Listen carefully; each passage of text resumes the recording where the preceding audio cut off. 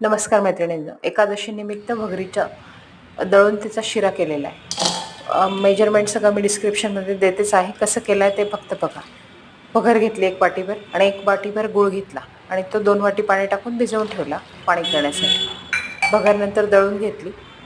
जेवढी भगर घेतली ती 1 वाटी, त्याच्या अर्ध्या वाटी तूप घेतलं, थोडेसे ड्रायफ्रूट्स कट करून घेतले, त्याच्यात वेलची पावडर घेतली आणि जसं आपण शिरा करतो रव्याचा त्याप्रमाणे आधी कढईत तूप टाकलं. चांगलं तूप कमी गॅसवर तापू दिलं. नेहमी लक्षात ठेवायचं की तूप हे नेहमी कमी गॅसवरच तापवायचं, जेणेकरून त्याच्यातले जे कंटेंट असतात ते बर्न होत नाही.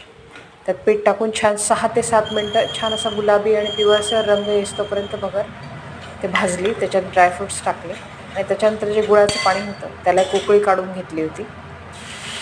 ते पाणी घातलं. भगरीला पाणी नेहमी जास्त लागतं, म्हणजे 2 वाटीच्या ऐवजी तुम्ही 2.5 वाटी पाणी घेतलं तरी चालेल.